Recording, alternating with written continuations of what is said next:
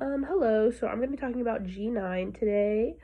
Um, so I just want to start off by saying my ex mind. I don't know. It kind of like fritzed out. It wasn't working. I don't really know why. It said something about like my subscription ending. I'm not quite sure. So I don't have the X mind map, but I do have what I would have put on the X mind map up here on my Google Doc.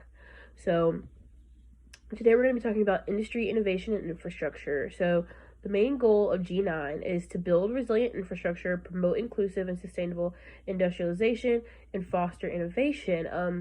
So economic growth, social development, and climate action are heavily dependent on investments in infrastructure, sustainable industrial development, and technological progress. In the face of rapidly changing global economic landscape and increasing inequities, sustained growth must include industrialization that, first of all, makes opportunities accessible to all people, and second, is supported by innovation and resilient infrastructure. So the biggest problem, even before the outbreak of COVID-19, global manufacturing was considered an engine of overall economic growth and has been steadily declining due to tariffs and trade tensions between the different countries that are, we're having some issues going on. The manufacturing decline has also caused by the pandemic has further caused serious impacts on the global economy. So all three of these key things, they play a role in introducing and promoting new technologies, facilitating international trade, and enabling the efficient use of resources.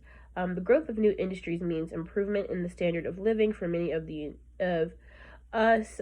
If industries pursue sustainability, this approach will have a positive effect on the environment. Um, and so, what I would have put on my X mind map, I have it on here. So, um, I have like three big things that I would do to reach these goals, and one of them is like we need to establish sustainable building measures as well as putting in place protocol to make sure they stay sustainable. Really staying on those companies. Secondly, I have hold larger companies accountable for poor performance and infrastructure that could put underdeveloped countries at risk. I think you all know as well as I do that larger companies get away with poor infrastructure, and that sometimes comes to bite them back in the butt later when things like natural disasters happen or something like that. And lastly, I have collaborate with NGOs and the public sector to help promote sustainable growth within developing countries. So, thank you.